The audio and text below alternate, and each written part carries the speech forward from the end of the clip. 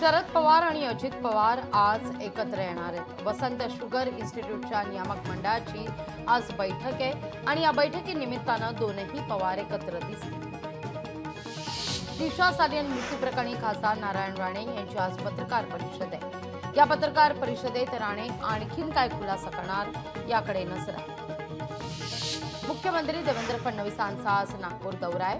नागपूर हिंसाचारानंतर पहिल्यांदाच ते नागपूरमध्ये पोहोचतील। रायगड जिल्हा परिषदेतील वेतन फरक घोटाळा प्रकरण या प्रकरणी कोर्टानं आरोपींचा अटकपूर्व जामीन नाकारलेला आहे। इतर अधिकाऱ्यांचा समावेश असण्याची शक्यता कोर्टाचं निरीक्षण। घाटकोपर होर्डिंग प्रकरणी आणखीन एका आरोपीला जामीन मंजूर आहे। प्रमुख आरोपी आणि व्यावसायिक हर्षद खानला सत्र न्यायालयाकडून जामीन मंजूर आहे। रायगडमध्ये राष्ट्रवादी काँग्रेसचा शिवसेना उद्धव बाळासाहेब ठाकरे पक्षाला दणकाय।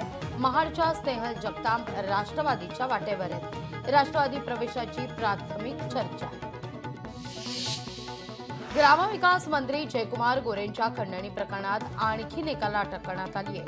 शिवसेनेचे उपजिल्हा प्रमुख अनिल सुभेदार यांना दहिवडी पोलिसांनी अटक केली आहे। नागपूरमध्ये हिंसाचार प्रकरणात 8ही आरोपींना कोर्टानं कोठडी सुनावली। 4 आरोपींना न्यायालयीन कोठडी आहे तर उर्वरित 4 आरोपींना 23 मार्चपर्यंत पोलीस कोठडी। नागपूर हिंसाचार संदर्भात काही भागात संचारबंदी कायम आहे। शहरातील 9 पोलीस ठाण्याच्या हद्दीत संचारबंदी कायम आहे। पुढच्या वर्षीपासून पहिलीचा वर्ग सीबीएसई अभ्यासक्रमानुसार असेल। महायुती सरकारनं मोठा निर्णय घेतला आहे। मुंबईतील खड्ड्यांचा मुद्दा विधानसभेत गाजला। 21,000 कोटी खर्च करूनही रस्ते खड्ड्यातच आहेत। अमित साटम यांनी सवाल उपस्थित केला। राज्याची आर्थिक परिस्थिती सुधारल्यावर 2100 रुपये देऊ कोणतीही योजना बंद होणार नाही अशी ग्वाही उपमुख्यमंत्री एकनाथ शिंदे यांनी दिली आहे। दिशा सालियन मृत्यू प्रकरणाचा तपास नव्यानं करण्याची याचिका हायकोर्टानं स्वीकारली। आदित्य ठाकरे, सूरज पांचोली आणि दिनो मोरियासह मुंबई पोलिसांवर गंभीर आरोप आहेत। अंबाजोगाईमध्ये मारहाण प्रकरणातील आरोपी माऊली माने खासदार बजरंग सोनवणे यांचा निकटवर्तीय असल्याचा दावा आहे। मानेचे बजरंग सोनवणेसोबत फोटो समोर आले। देशातील चांगले खेळाडू या ठिकाणी खेळायला येत आहेत। ठाणे जिल्ह्यात कबड्डी हा फार महत्त्वाचा खेळ मानला जातो। सर्व येणाऱ्या खेळाडूंना शुभेच्छा, परिवहन मंत्री प्रताप सरनाईक म्हणतात। माथेरानमध्ये मोटार वाहनांना नो एंट्री असेल। सर्वोच्च न्यायालयाच्या सुनावणीत हा निर्णय घेण्यात आलेला आहे। पैठणमध्ये आरोग्य तपासणी शिबिराचं आयोजन करण्यात आलंय। शिबिराचं उद्घाटन माजी केंद्रीय मंत्री रावसाहेब दानवेंच्या हस्ते करण्यात आलं।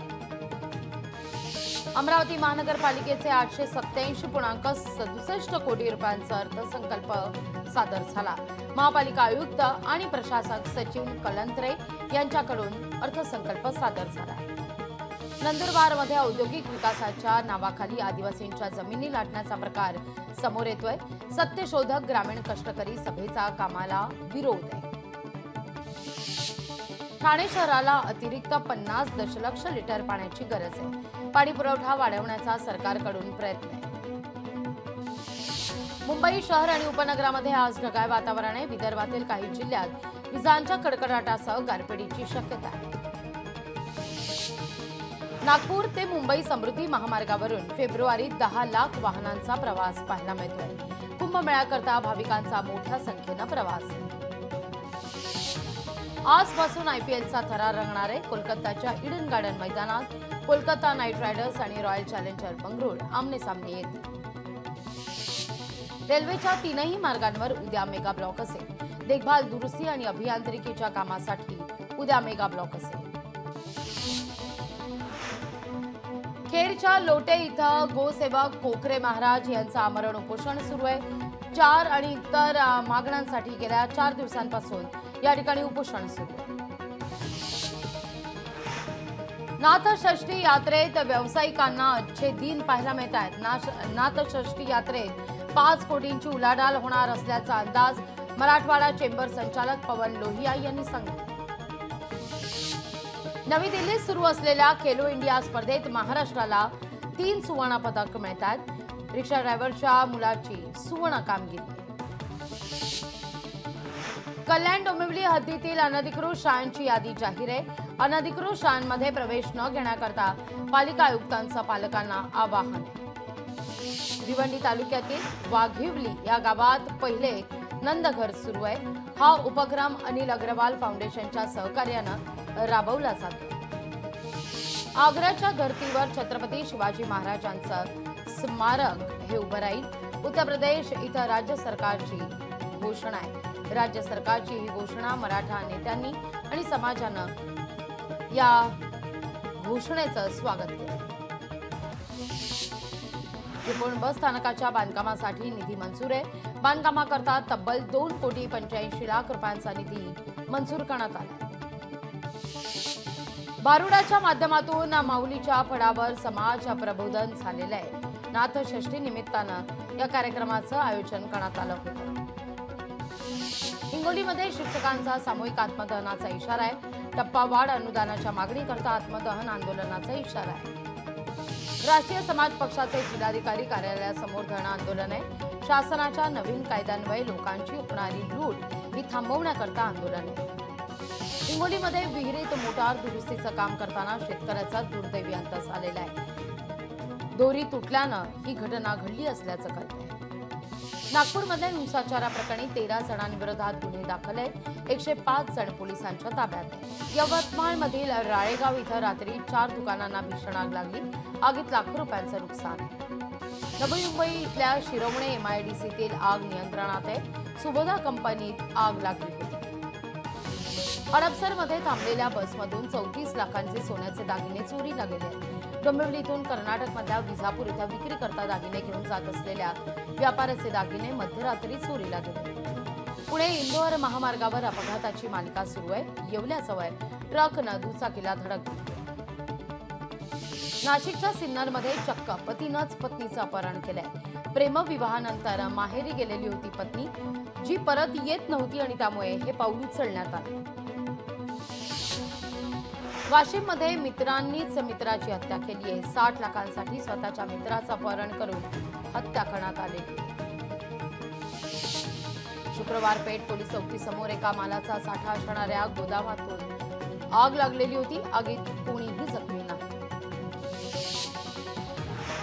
शासकीय टेंडर करता बनावट कागदपत्र जोडून हे टेंडर मिळवले. छत्रपती संभाजीनगरमध्ये ठेकेदाराविरोधात गुन्हा दाखल आहे. कोल्हापूरमध्ये चोरट्याकडून 10 घरफोडीचे गुन्हे उघडकीस आलेले आहेत. या प्रकरणी 9 लाखांचा मुद्देमाल जप्त करण्यात आला आहे. अकोल्याच्या मूर्तिजापूर शहरात गेल्या 3 महिन्यांपासून चोरीच्या घटनांमध्ये वाढ होती. अकोल्यातील एका पत्रकारावर जीवघेणा हल्ला झालाय. पत्रकार विठ्ठल महले थोडक्यात बचावलेले आहे. या प्रकरणी आरोपींना तात्काळ अटक करून कारवाई करण्याची मागणी आहे. पुण्यातल्या बोपदेव घाट अत्याचार प्रकरणातील तिसरा आरोपी अद्यापही फरार आहे. सरकार पक्षातर्फे 8 एप्रिलला आरोप निश्चितीचा मसुदा सादर केला जाणार आहे. पुण्यात लग्नाचा आमिष दाखवून अत्याचार केल्याची महिलेची तक्रार आहे. भारती विद्यापीठ पोलिसात 44 वर्षीय व्यक्तीविरोधात गुन्हा दाखल करण्यात आलेला आहे. जळगाव जवळील कानसवाडा गावच्या माजी उपसरपंचाची हत्या करण्यात आलेली आहे. उपसरपंचाची हत्या झाल्यानं जळगाव हादरलंय. लोणावळ्यातल्या लोहगडच्या पायथ्याशी तरुणीचा मृतदेह आढळलाय. पिंपरी चिंचवडमधील बेपत्ता तरुणीचा मृतदेह हा आढळलाय. वाळू माफियानं नवरदेवाचा बळी घेतला. अवैध वाळू वाहतूक करणाऱ्या टिप्परनं नवरदेवाला चिरडले. 18 दुचाकी चोरलेल्या आहेत. कोल्हापूरमधल्या मौजे सांगाव इथल्या 5 जणांना या प्रकरणी अटक करण्यात आली आहे. मालेगावमध्ये कोडीन औषधाच्या बाटल्यांची वाहतूक आहे. 3 संशयितांना आझादनगर पोलिसांनी ताब्यात घेतले. नंदुरबारच्या नवापूरमध्ये घनकचरा डेपो हा वायू प्रदूषणाचा अड्डा बनलाय. घंटागाडी केवळ नावालाच आहे. पुण्यात आता HSRP नंबर प्लेट बसवण्यात पुणेकरांचा अल्प प्रतिसाद आहे. आतापर्यंत फक्त पुण्यात 45,000 वाहनांना या नंबर प्लेट बसवण्यात आलेल्या आहेत. बांगलादेशमध्ये निवडणुका निश्चित आहेत. डिसेंबरमध्ये निवडणुका होण्याची शक्यता आहे. नवनियुक्त आमदार संजय कुडके यांचं अमरावतीत जोरदार स्वागत झालंय. रत्नागिरी शहराला पाणीपुरवठा करणाऱ्या शेळी धरणात कमी पाणीसाठा आहे. 24 मार्च पासून दर सोमवारी पाणीपुरवठा बंद ठेवणार आहे. लोकशाही मराठी ऐका, पहा, जागरूक रहा.